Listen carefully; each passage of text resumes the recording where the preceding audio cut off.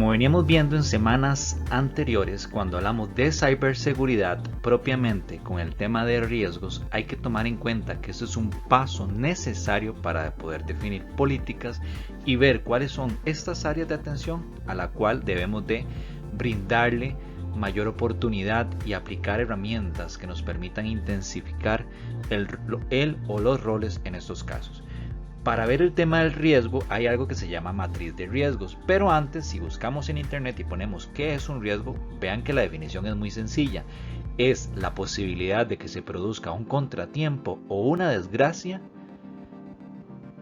de alguien o algo, o que sufra un perjuicio o daño. La otra definición tenemos situación de que pueda darse esa posibilidad, es decir, es la posibilidad mínima de que algo salga mal. La matriz de riesgo es una herramienta de gestión que permite determinar objetivamente cuáles son los riesgos relevantes para la seguridad y la salud de los trabajadores que enfrenta una organización. También la podemos ver desde el punto de vista de ciberseguridad. Recordemos que los riesgos vamos a definir cuáles son estos puntos focales de acción donde tenemos que atender y brindar políticas de seguridad más robustas. Vamos a ver cómo funciona la matriz de riesgos, pero antes a rescatar un tema que vimos semanas anteriores.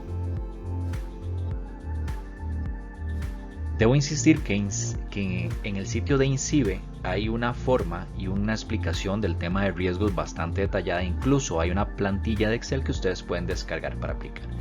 El análisis de los riesgos va a depender de cada compañía y hay muchas formas de evaluarlo. Por ejemplo, nosotros vamos a mencionar que existe la probabilidad y el impacto, y el peso que nosotros le demos a la probabilidad y el impacto va a hacer que mi matriz crezca o no. Puede ser incluso con solo 3 factores. Por ejemplo, es probable que ocurra, es muy probable o es casi seguro. Entonces la matriz va a ser de 3×3, pero en este caso, si ustedes ven la figura del lado izquierdo, tenemos 5 aspectos de probabilidad que son muy probable, poco probable, probable, muy probable y casi seguro, y el impacto va a ser muy bajo, bajo, medio, alto y muy alto, ¿verdad? Entonces, en términos generales, cuando empezamos a evaluar todo esto y se va a dar el impacto, tenemos esta tablita del lado derecho en donde los valores nos van a resultar de la siguiente forma. Si el riesgo es muy alto de que ocurra, entonces estamos hablando que es un riesgo que significa que la materialización de una amenaza podría tener múltiples efectos adversos graves o catastróficos sobre la organización, sobre las operaciones de la organización. Entonces ese hay que atenderlo principalmente, y la política que afecte o que me trate de prevenir este riesgo tiene que ser muy fuerte, ¿verdad? Un riesgo alto significa que la materialización de una amenaza podría tener un efecto adverso, grave o catastrófico sobre las operaciones de la organización, los activos de la organización, los individuos, la organización o la nación. Un riesgo moderado significa que la materialización de una amenaza podría tener un efecto adverso serio sobre las operaciones de la organización, los activos de la organización, los individuos, otras organizaciones o la nación. Un riesgo bajo significa que la materialización de una amenaza podría tener un efecto adverso limitado sobre las operaciones de la organización, los activos, etc. Y un riesgo muy bajo significa que la materialización de una amenaza podría tener un efecto adverso insignificante. Normalmente aquí yo podría hacerme la pregunta si puedo asumir ese riesgo.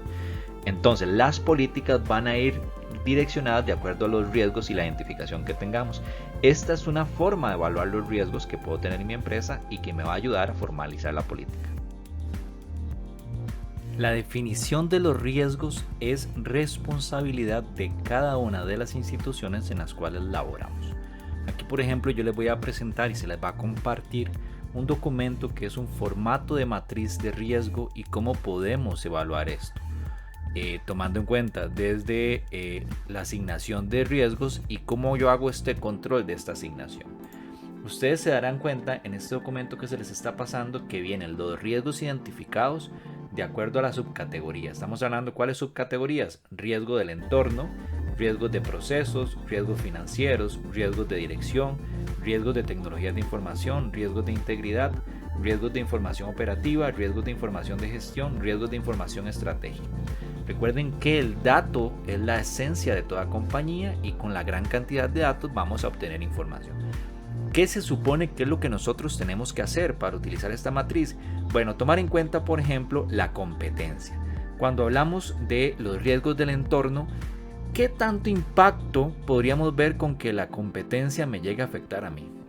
Si realmente es un producto nuevo e innovador, quizás no tenga mucho impacto. Entonces yo tengo que calificar de 1, 2 o 3.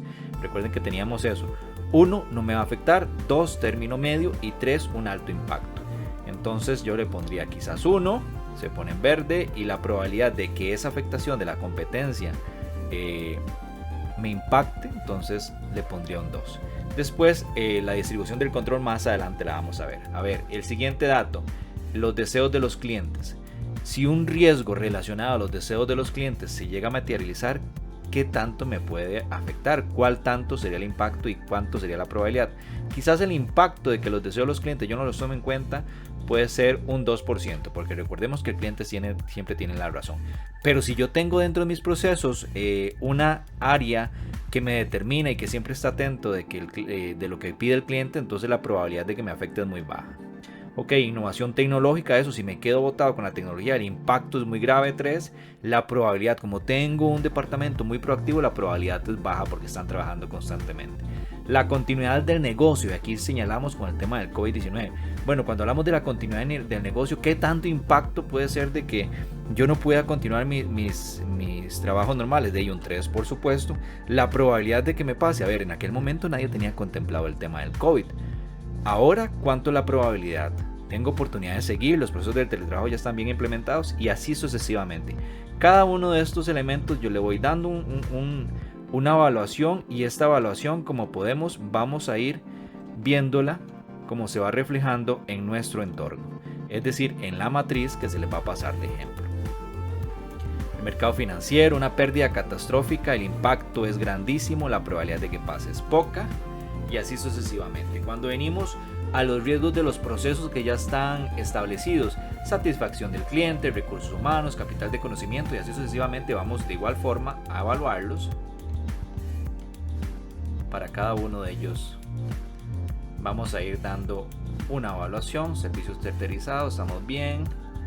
Obligaciones contractuales, estamos bien, están bien definidas.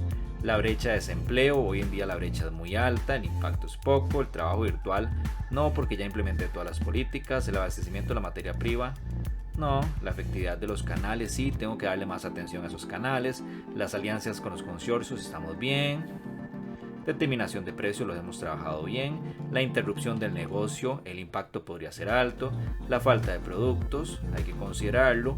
El medio ambiente, y así sucesivamente. Bienestar y salud, ese es muy alto en este momento, el impacto puede ser grande. La probabilidad de que ocurra, digamos, es un 2%. La erosión de la marca y tallas operativas, y así sucesivamente. Puede ser de que nosotros, incluso dentro de la matriz que se les esté dando a ustedes, pueden cambiar esos riesgos sin ningún problema, pero hay que tomar en cuenta que tenemos que definir nosotros como empresa estos procesos.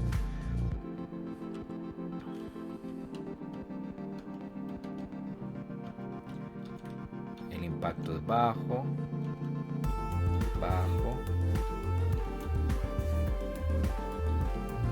Los números son del 1 al 3, ya lo saben. El 1 es bajo, el 2 es medio y el 3 es alto.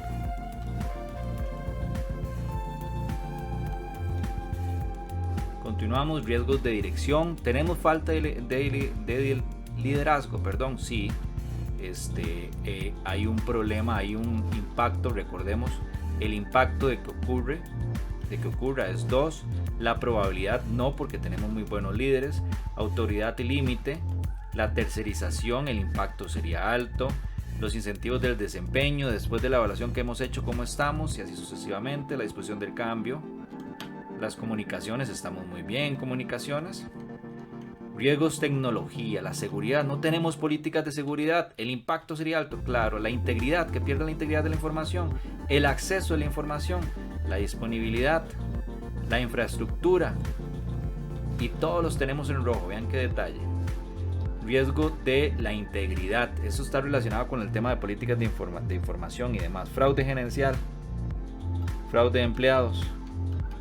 Actos ilegales. Uso no autorizado. Reputación, claro, reputación incluso podríamos tenerlo en 3, porque el riesgo reputacional es uno de los más importantes hoy en día. Riesgos de información operativa, digamos que ahí estamos bien. Una vez que vamos dando todas estas calificaciones, ¿verdad? Cuando terminamos nuestra matriz, lo que hay que hacer es analizar para ver cómo estamos en términos generales. Ustedes la van a llenar, van a hacer una evaluación exhaustiva del negocio en este ejercicio que tienen que hacer. Monitoreo del entorno. El impacto sería grande, el modelo de negocio, el impacto sería fuerte, el portafolio de negocio, el impacto sería fuerte, la evaluación sería fuerte, la estructura organizacional, todo el impacto en este detalle, digamos, después de haberlos evaluado nos damos cuenta que sería muy fuerte. Vean que toda mi matriz se va a ver con colores amarillos, verde y rojo, o verde, amarillo y rojo. Y acá lo que hay que venir a ver ahora es qué es lo que pasa. Si ustedes se dan cuenta, en este momento tenemos un gráfico que se fue moldeando, ¿verdad? Y aquí vemos el riesgo y la subcategoría, cómo está distribuida. Y nos damos cuenta que, por ejemplo, en tecnologías de información tenemos un 6% de impacto, 6.6% de impacto, en integridad también. Entonces, mis políticas, mis estrategias de seguridad deberían venir por acá. Ya una vez que establecemos las políticas y las estrategias de seguridad, tenemos que venir a evaluar esto. A ver, una vez que ya tenemos los riesgos establecidos, tenemos una buena distribución del control, igual de 1 a 3. Y así sucesivamente vamos evaluando cada una de estas. Y se va a dar un porcentaje. Y vean que la distribución de los controles, de acuerdo a lo que tenemos, si están bien establecidos, entonces podríamos decir que no estaríamos tan mal. Ahorita, después del cierre de la práctica, vamos a explicar los conceptos que aquí vimos. Vamos a ir dándole una calificación.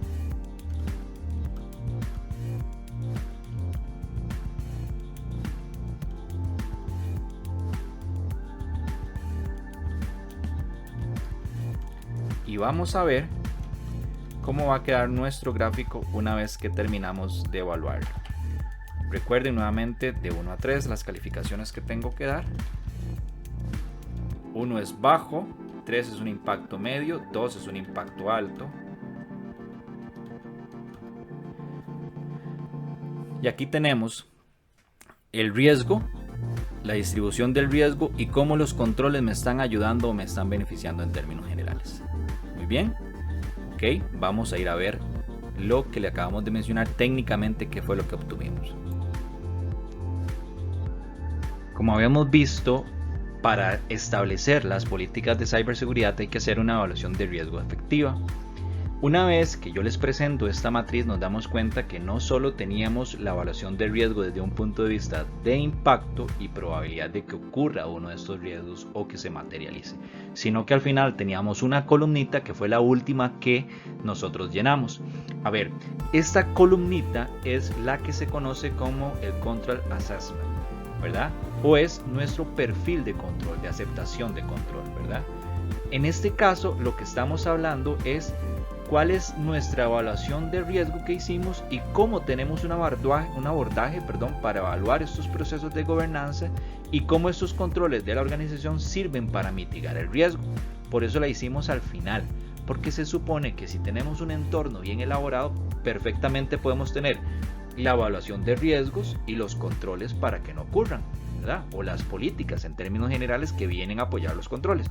Bueno, en este caso hay que recordar que la importancia del Control Self-Assessment provee una estructura para analizar el perfil de riesgo de la empresa y es una metodología que les asegura a los stakeholders o a nuestros socios de negocios, a las personas interesadas de nuestro negocio, que el sistema de controles internos es confiable, es decir, que tenemos un buen sistema de control y que vamos a mitigar estos riesgos. Los CSAs crean una línea clara de responsabilidad, reduce el riesgo de fraude y fortalecen el perfil general del riesgo. Integran fundamentalmente los objetivos estratégicos del negocio a los procesos de riesgo y control. Entonces, preguntémonos, ¿los controles internos están operando conforme a lo que fueron proyectados? Bueno, eso revela que también la propiedad y la responsabilidad están incorporadas en los procesos de riesgo, es decir, que los procesos de control están funcionando bien. Preguntémonos, ¿cómo la eficacia de los controles están siendo monitorizados? Bueno, esto ayuda a identificar los riesgos y oportunidades adicionales de mejora en las actividades de control. Volvámonos a preguntar, ¿cómo la eficiencia de los controles son relevantes y remediadas? Bueno, esto es sencillo. Esto ayuda a entender y a resolver los problemas identificados de acuerdo al riesgo y intensificando los controles. Hay que tomar en cuenta que cuando hablamos de los controles se hablan de 5 factores críticos, ¿verdad? Uno de ellos es asegurarse de tener las partes interesadas involucradas para que ellos se apoderen de estos controles y los fortalezcan y los lleven a la práctica. El segundo es crear una cultura de mejora continua. Recordemos que esta evaluación es parte de la mejora continua. El tercero es involucrar profesionalmente a todas aquellas personas altamente calificadas y entrenadas para facilitar este proceso y definir bien las políticas.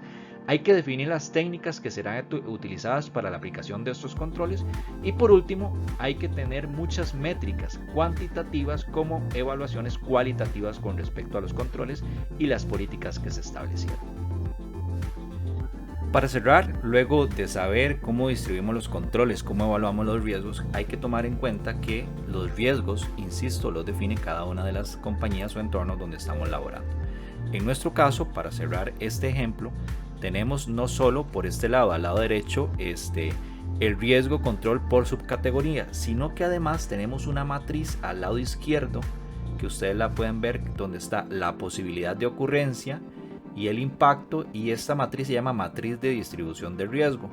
Y si podemos ver detalladamente, lo que tenemos ubicado dentro de la matriz son los riesgos y el impacto. Por ejemplo, si yo voy y busco el número 6, se dice disponibilidad de capital. Este es un riesgo que yo tengo que tomar en cuenta cuando elabore políticas o cuando vaya a establecer controles, al igual que el 51, 57 y 11. Y efectivamente, cuando vemos el 11 sale en rojo. De igual forma el 51, vamos a ver, acá está el 51 y el 57, ¿verdad? Estos se fueron ubicando de acuerdo a la probabilidad de ocurrencia y al grado de impacto que pueden tener ellos. Entonces, esta es una última indicación que les dejo para que tomen en cuenta. Recuerden, el canal de YouTube lo encuentran como Randy Valverde. Cualquier duda o consulta, estoy para servirles.